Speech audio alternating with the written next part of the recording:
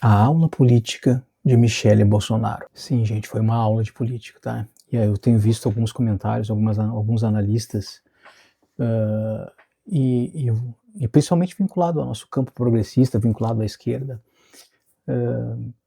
pessoal comentando nas redes sociais que não colou, que falsidade, que a gente, se a gente subestimar esse manifesto que ela fez, é um erro nosso muito grande.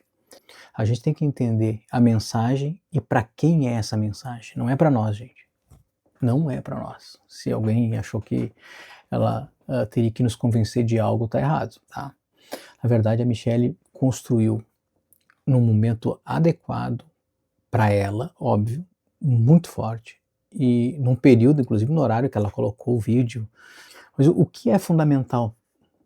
Vejam que na capa do vídeo eu coloquei, né, os símbolos, aquela imagem inicial, o ambiente que ela está, gente, foi calculado milimetricamente. Ela coloca o sinal de Libras, que ela se comunica muito, sempre usou e é reconhecida por isso. Ela coloca a estrela de Davi, se relacionando diretamente com os evangélicos e vinculando a questão de Israel.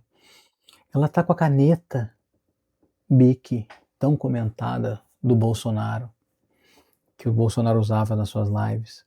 Ela tem um mapa do PL Mulher bem à frente, colocado assim, embaixo dos olhos dela, assim, mas que dá para ver na imagem. Ela tem, no fundo, honrarias, diplomas de padres e pastores conhecidos que estavam comentando quem eram. Ou seja, foi a blusa, um casaco que ela estava com frases de um livro bíblico, de uma coisa bem vinculada à religião dela. Ou seja, ela construiu um cenário tranquilo, de maturidade, de calma. Ela não alterou a voz em nenhum momento. As mulheres, principalmente, vão saber do que isso se trata, porque quando uma mulher é um pouco mais veemente, ela é chamada de histérica no meio da política. É uma das formas de manifestação do machismo na política. Se a mulher se altera, é mais enfática, ela é histérica. O homem é incisivo, o homem é forte, é convicto. Mulher, não. Então, ela manteve uma calma, uma linha tranquila, serena. E ela inicia dizendo ainda que quer falar com as mulheres de bem. Aqui, em particular, eu acho que tem uma coisa para a gente pensar que tem a ver com o movimento de mulheres, que tem a ver com a disputa política da hegemonia nos movimentos sociais.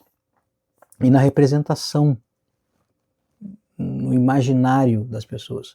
Gente, a questão especificamente no movimento de mulheres, do feminismo, era uma pauta especificamente das mulheres de esquerda. Eram as feministas que tinham essas bandeiras. Hoje existe a mulher conservadora, que tem uma representação e uma liderança política, que é a Michele, que encarna os seus valores, que encarna a sua concepção de família, a sua concepção de sociedade. Ela está consolidando isso, gente. Então o cenário, a fala, a forma, tudo isso encaminha para uma consolidação política de uma liderança nacional. Ela mostra que mesmo se relacionando com o marido e dizendo que tem uma missão do marido, vinculando a questão, consolidando a questão da autoridade, uma outra questão específica do conservadorismo muito forte, ela mostra que tem autonomia política, que construiu o PL Mulher, que ela tem trabalho, ela tem estofo, inclusive, porque as vitórias do PL Mulher, ela enumera, ela comprova com dados. Outra força que ela mostra, que é inatacável do ponto de vista do trabalho dela. E a mensagem? A mensagem é coerência, defesa da família, honra, defesa do projeto conservador, porque um confronto direto com Ciro Gomes, que representa um inimigo. Ela é muito clara em dizer e dar exemplos. O vídeo foi editado, muito bem editado, tudo organizadinho, mostrando depois o que o Ciro falou do Bolsonaro, o que o Ciro fala dos bolsonaristas. Ou seja, ela estava lá representando um projeto político conservador puro. É isso que ela defendeu, é isso que ela mostrou, gente. Enquanto existem os fisiológicos, Flávio e companhia, que querem ganhar a eleição a todo custo, ela não, eu não estou desse lado. Eu estou de um lado coerente que defende que se defendam as bandeiras da direita. Gente, inclusive nós falamos isso na esquerda, que nós, às vezes é melhor perder uma eleição. Falávamos, hoje a galera está mais pragmática do que outra coisa. Mas, e deixávamos para discutir a questão do segundo turno no segundo turno. Que aí tu vê o que é menos pior. Então ela olha a construção política, gente, que ela está fazendo, que ela fez, muito bem colocado. E com quem ela fala, que é as mulheres conservadoras, que é a maioria do eleitorado, que é os evangélicos, ou seja, gente, ela encarna um segmento da sociedade muito expressivo. Então, tudo isso se está presente no cenário, na mensagem, na postura, em tudo isso que ela apresenta. Então, assim, não é só uma briguinha de família, não é uma questiúncula, ai, olha só, estão rachando, estão brigando.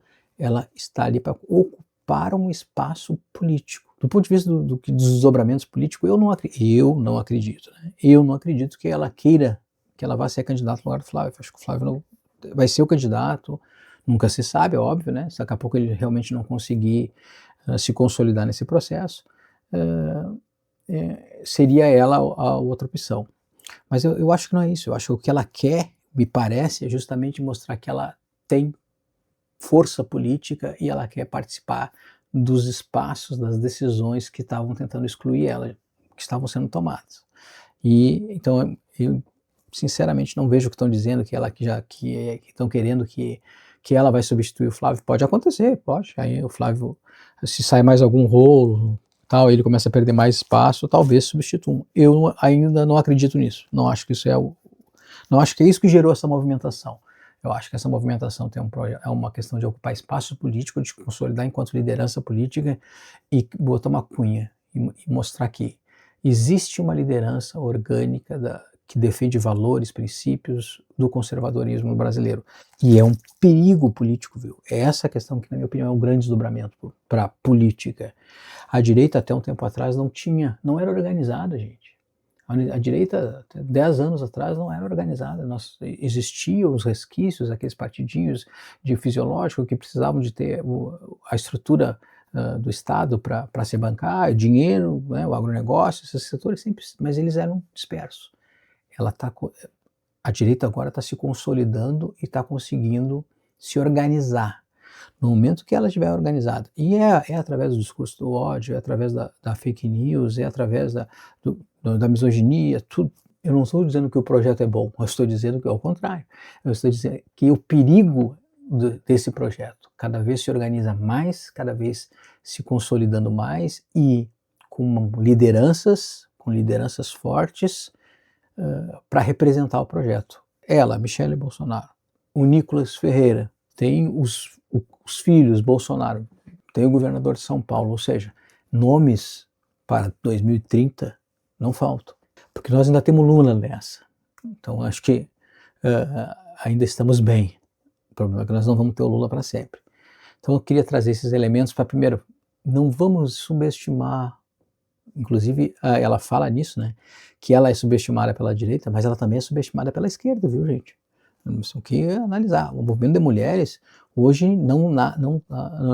progressista, o movimento de mulheres de esquerda, não está mais sozinho nesse processo, na luta. Assim como na esquerda, no geral, não está mais, não tá mais sozinha na rua, a direita se tornou mobilizadora, e, em particular, um movimento importante, expressivo, e, na minha opinião, muito importante pelo papel que tem na luta dentro do capitalismo na atualidade, que é o movimento de mulheres, hoje tem um contraponto forte. E com a realidade brasileira, que é conservadora, isso é um problema. Então eu queria trazer esses elementos para não ficar simplesmente analisando a partir da briguinha que tem na família. Não existe algo muito mais poderoso, muito mais forte para isso. E a gente precisa entender esse processo para se organizar, para saber lutar contra esse processo que se consolida na nossa frente, na minha opinião. Até a próxima.